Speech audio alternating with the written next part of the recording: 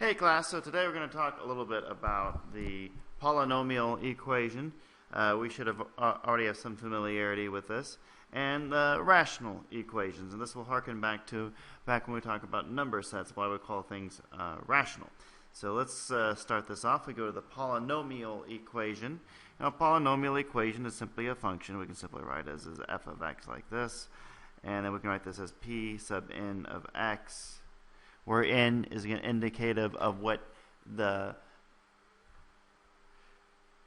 degree for the polynomial. And so a to the n, raise x to the n. Note that those n's are in fact matching each other. And it goes on, because, to the next one, n minus 1, raised to the xn minus 1. And we keep going on in this fashion until we get to ... plus a2x squared plus a1 raised to the x plus a naught, right? And so that's our polynomial equation. Note all the different terms here. Polynomial, fun fact, is Greek. Poly meaning many, and nomial meaning names. So many names is what that is Greek for. You can kind of see that this is simply the addition of many different types of terms. A naught, that is the constant term. A1 times x, that is a identity function, x, multiplied by this guy here, or a linear function, if you will. And then this term right here, this would be the square term. And you keep going on. The one right before that would have been the cubic term, and so on. And so you're adding together many different names of expressions. So hence the name, many names, polynomial. So we can express a polynomial also like this. And we have, a. Note this a has no subscript, so it's different from all the other a's. And then we say x minus c1 times x minus c2, and you keep multiplying these terms together until you get to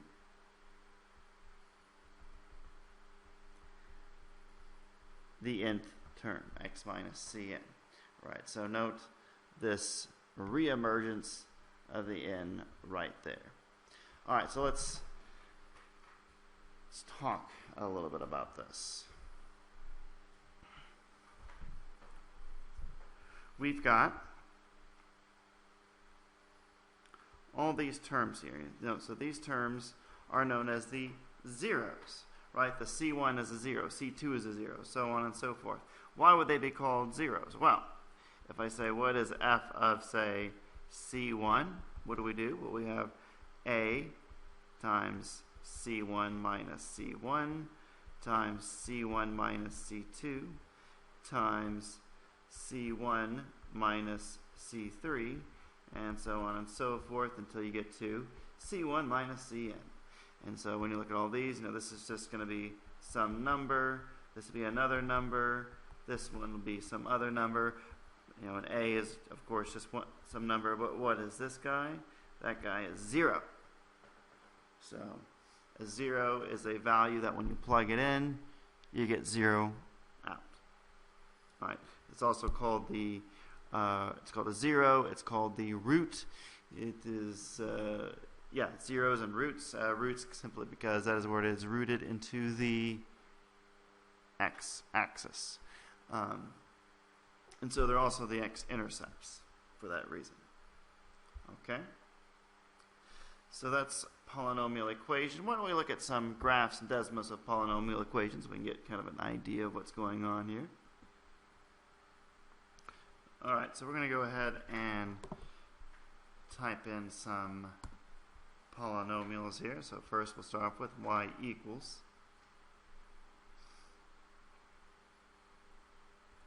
five, right? That's just a constant. That's what that guy looks like. Now we say x plus 5. I got 1 right here, and so we can kind of keep increasing what the polynomial will look like so. And yeah, as you can see, it is right there. Note that this is the graph of a parabola.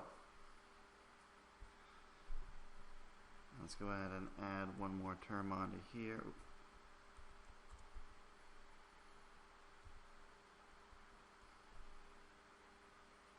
And then we have a little cubic term in there. Alright, so this is a polynomial. As you can see, we can keep going on, adding more and more terms.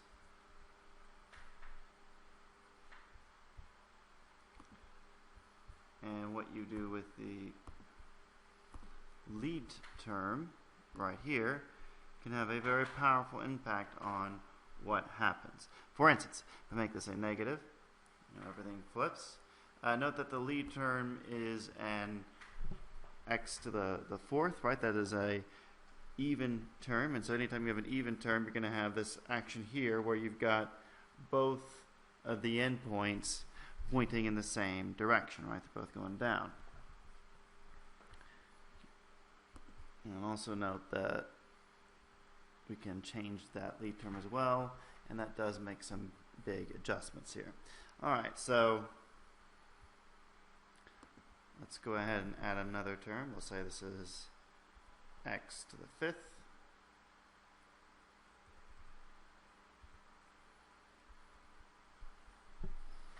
And you can see it starts to get more and more interesting.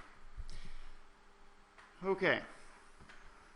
So this is one form that a polynomial can take. Again, you can see the lead term does have control. All the way on the left, since it's odd, it's pointing down, and on the right, it's pointing up. Note they're pointing in the opposite direction. If this had a negative and sign in front, it'd be just flip the opposite. And in case you're wondering why this is the case, just think each of these terms is adding something to the expression. And note that the term over here is going to be growing the fastest for large values of x, right? If you plug in x equals 0 into the function, well, the result is 5, right? It's going to be this constant term is going to control very strongly what happens. But, say when you get up to 10, you got 5 here, then this term's only contributing 10, you got 200, and it keeps going on up the line until you've got, a 1 with 5 zeros behind it, a very large number. So the lead term controls what happens for large values of x, whether they be positive or negative. Alright, I want us to really think about the factor form, right, where we have it set up like this. Oops. There we go. And of course, this one, it's just a linear function, but we're going to start making it more interesting, right? Lead term here, note, is simply x to the first power. And now if I add this next term onto here,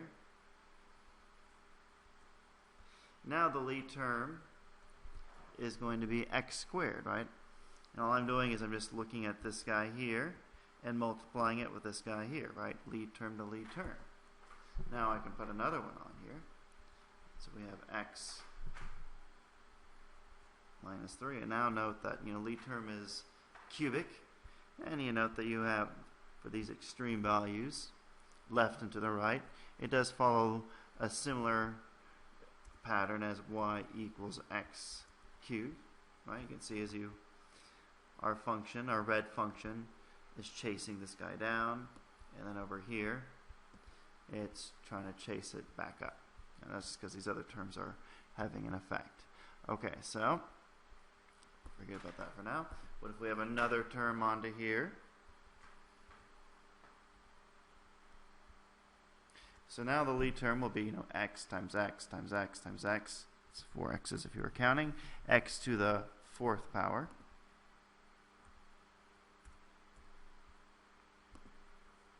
And so you note that, indeed, for large values of x,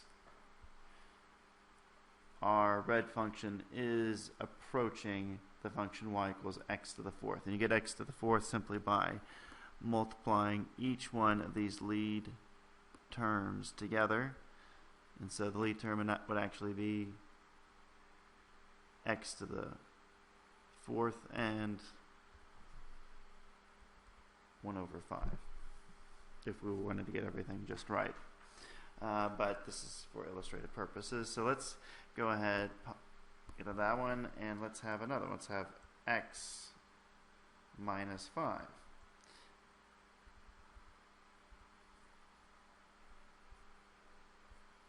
And let's go ahead and increase or make that a smaller number so it smooshes it down so we can see it. And so that's going to mean that this will also be 1 over 10. And we added another x term on there, so it's of degree 5. And so again, you can see it is following that pattern for large values left and right. If we kept way out, these two lines would be nearly indistinguishable. Okay, so note what's going on. For each term that we add right here, note that we are adding another point where we go through 0, right? So we've got -1, right? X, because that would make this 0. Well, note we've got a 0 there. And then over here, we got a +1, so we get another 1 here. And then for here, we've got 3 minus 3 is 0, so 3 is a 0. And note we've got another 3 there. Then we got 4. And then on the last one, we have our 5. So these are all of our zeros. They are our roots. They are our x-intercepts. So that's a very important piece of information. So let's go ahead and bring these down. And now let's go ahead and instead of having x minus 3, we'll have x minus 3 times x minus 3, right? So we have the 3 repeated. Well, that's the same thing as simply saying having a square right there. And so let's look at our zeros again. We got a -1 there. Still have our other 0 at +1. And then at 3. It passes through 3, but no, there's something interesting going on here, right? Between -1 and 1, right? When it passes through like a straight line. Like if we zoom in really close, as a matter of fact, it looks like a straight line passing through. And that has and that 0 only shows up once. So now let's look at the other one. Right, this is the one at +1.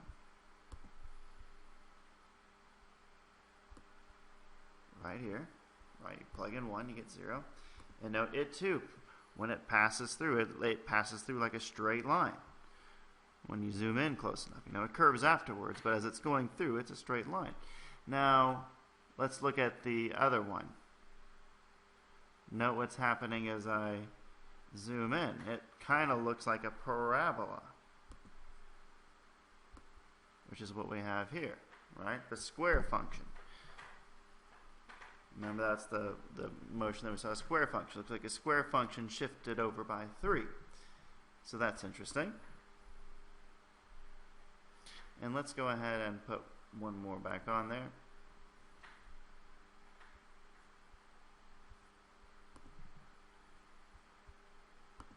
And this one, we're going to go ahead and make this one to the 3rd power, right? So let's go back to that guy here.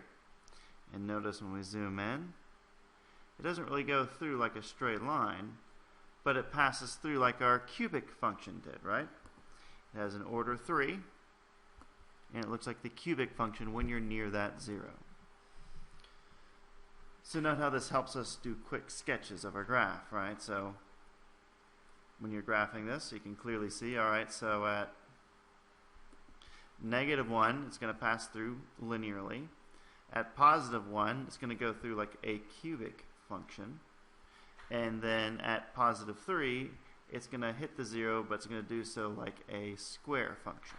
Right? So it resembles what's going on near those zeros. And then we've got our nice end behavior foretold to us by simply multiplying the lead term of each one of these terms, right? This is x times x cubed times x squared. So that would be x to the 6. And we see that the endpoints, or the end behavior, does resemble a even power function. Okay, so now let's go to our rational equation, right? So what is a rational equation? It's just like, think of a rational number, right? A rational number is any two integers, ratio of, you got one on top, one on the bottom. Rational equations are like that, only we're dealing with equations now and not functions, and so this is going to be Pn of x divided by Qn of x, where Pn and Qn are just different polynomials, right? If we could write it like this, this equals a to the n times x to the n plus a to the n minus 1 times x to the n minus 1, so on and so forth until you get down to a2 x squared plus a1 x plus a naught. Alright, so there we go, there's that. And then that's going to be divided by b, and let's make this there we go, bm times x raised to the m plus b to the m minus 1 times x to the m minus 1, and so on and so forth, like so. And very important to note that n and m do not have to equal each other, but they can, right? The only restriction we have on n and m is that they are a natural number, or they can equal 0. One of them can equal 0, but that's it. All right, so this can also be expressed as a to the n. Just a. And then this is all divided by b times x minus c. Let's make it k, 1.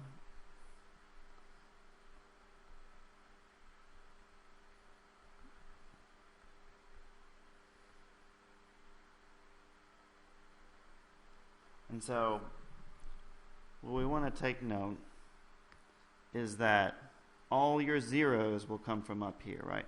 All the points that make our polynomial 0 will be those points.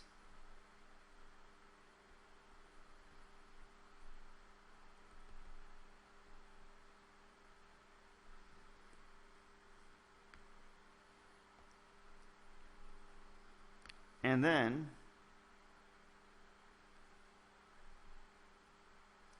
our discontinuities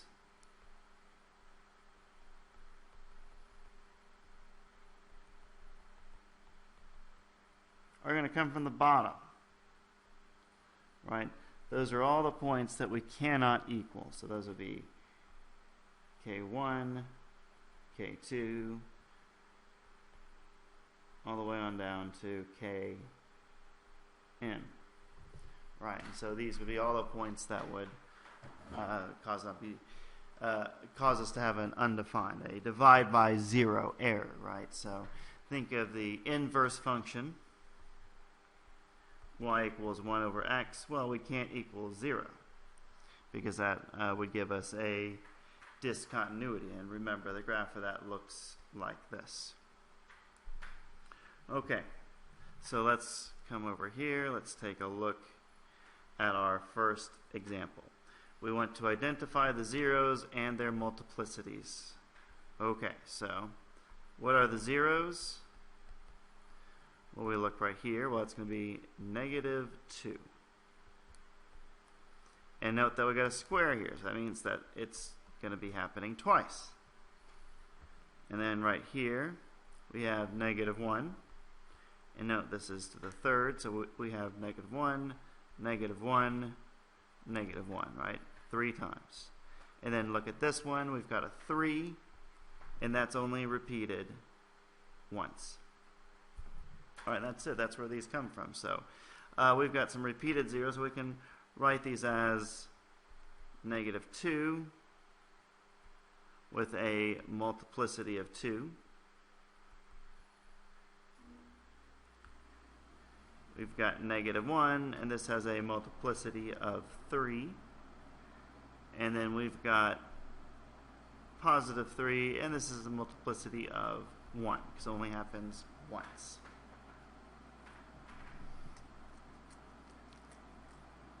Alright, so now this next part, the lead term. So the lead term, we're just multiplying this front term here and applying that exponent, right? So the lead term equals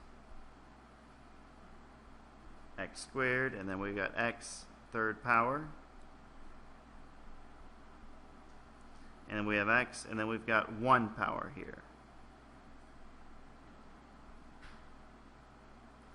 And so when you multiply those through, we get x to the 6th power. So this tells us that we will have end behavior that looks like this. And then we've got these zeros right here. And so note again, at -2, the multiplicity of 2 means that we're going to have this is going to act like a square function. It's either going to go up or down. This one, -1, it's a cubic function, so it's either going to go through the 0 like this or like this, one of those two. And this one, this 3, it's just a constant, so it's going to go through linearly either like that or like that, one of those. Alright, so let's go ahead and take a look at this. Alright, so here we have our equation, and so let's go ahead and try and figure out what we can on our own without the aid of the graph. We already determined that we've got some zeros, and those points are -2 and 0. Right, because the y value is always 0 for one of these guys. The next one was -1 and 0.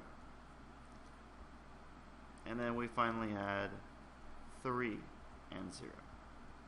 So we had those points.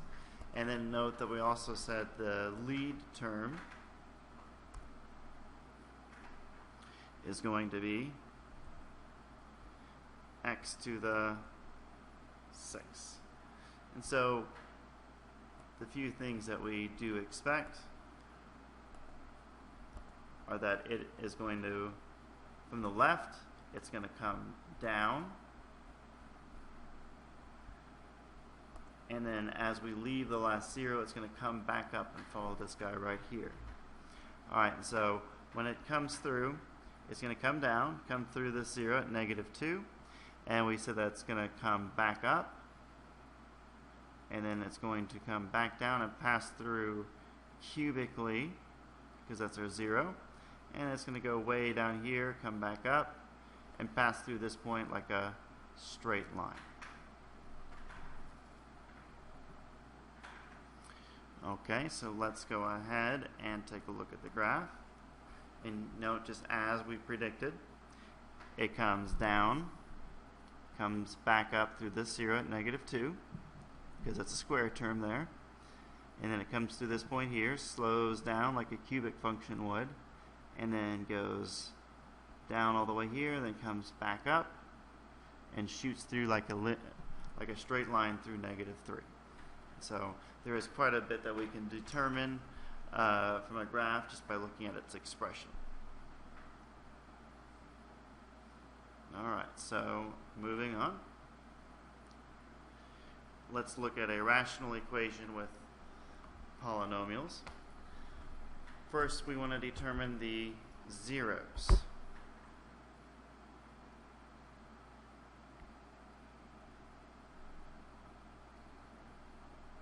And so remember, these zeros come from up here. And so the zeros are -2, -1/2, and 3 in this case. right? The zeros are only the part that are on the top.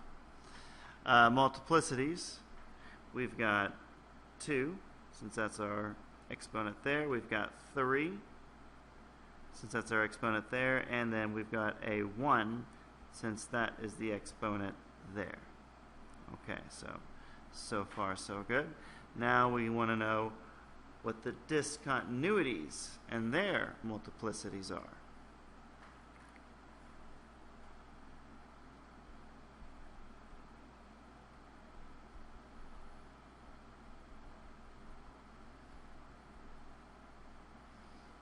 Alright, and so like we said, those come from the bottom. And so here we have discontinuities of 5.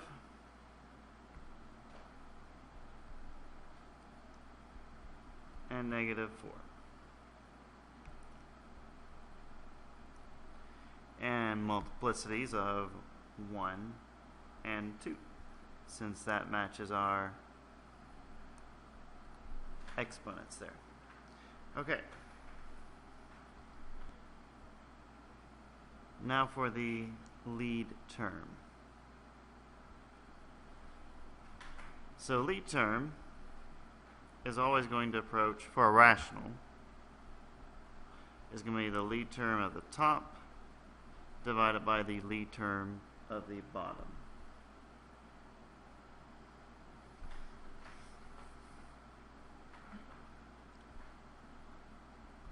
Alright, and so in this case, what is the lead term of the top? Well, we simply, is going to take all these x's and make sure they match the corresponding exponent. And so note on this one, it's a 2x, right? That's our lead term there, 2x. And then that 3 there. And then finally we have x. That one's by itself. Now we look at the bottom.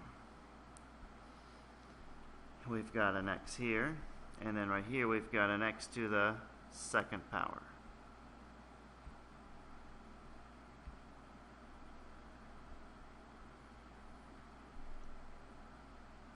And so we note we've got some nice things canceling, make it a little bit easier to look at.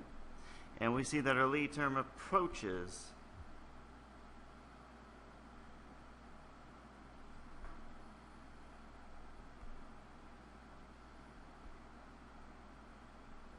(16x to the third).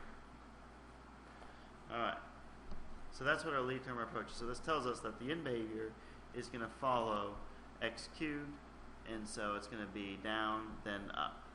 That tells us what the end behavior will be like. Alright, so before we actually look at the graph, let's do like we did before, and let's go ahead and predict what we think this graph is going to look like, just by our intuition. So first we note our zeros. First one was at -2 and 0. And then we had one at -1/2, 0. Remember, that's this one, order 3. And then we had one here at 3, 0. Okay, so very good. Now what about these discontinuities in the bottom, right? So we want to graph what the asymptote of those discontinuities would be. Think of the inverse, 1 over x, that graph. We've got that vertical asymptote. So likewise, we will have vertical asymptotes here. One at x equals 5, and then another one at x equals -4.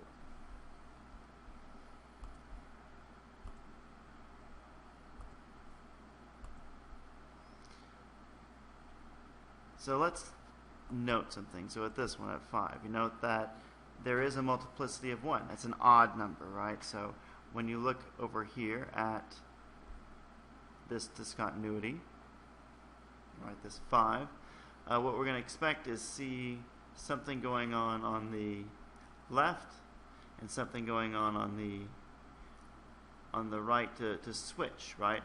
They won't be on the same side. So here and then here, or it could be we have something down here, and then it would switch to something over here, right? Since it's an odd discontinuity, then that means you're going to switch sides.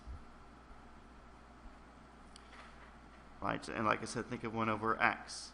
Now this -4 one, right here, that corresponds to this guy here. -4, think of that as the 1 over x squared, right? The inverse square, right? They stay on the same side. So here, you have expect an asymptote here. If one's on this side, then expect the other guy to be on this side, and conversely, if it starts off here, then the other one will be down here too, right? This is a bit of a guessing game we're playing in. Now, the last bit of information was the lead term.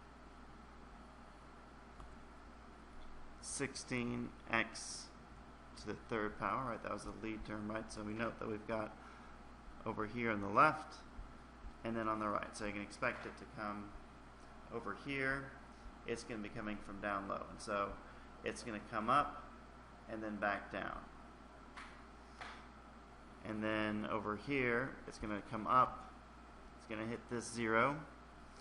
And that 0 was... sorry, I just realized I left off that negative sign right there. Okay, so hopefully that didn't throw anyone off. That 0 goes with that right there. Okay, so we're going to we come over here, it comes back down, so that means since this -4 is square, we stay on the same side, so we're going to start over here, we're going to come up, and then when we hit that -2, we're going to come back down here, and then hit that one again, and so that's -1/2 cubic power, so it's going to slow down like a cubic function does, come up, and then come straight through at the +3. This is an odd discontinuity here, so then this guy's going to be coming up and then back out. So let's look at the graph. Okay. And so just as we had predicted, you can't see what's going on over here because in fact it's so far down, like that bend that we talked about, and the same over here, but note that this shape here does follow what we were expecting. Let's go ahead and adjust the ratio so we can see what's going on out here. Alright, so you can see that bend is there. You can see that I had to really change the scale to see this hump, and all the other nuances we're talking about. So small I can't barely even see them at this scale. Let's see if we can get the other guy. Yeah, see, there it is right there. So note that right here, as we approach this discontinuity here, we said that's an odd discontinuity and they change sides. Over here we talked about this one, how this was a even discontinuity, and so they stay on the same sides. So I strongly encourage you to play with this a little bit so you can get a better feel, like practice adding zeros and adding discontinuities and see what each one does to the other.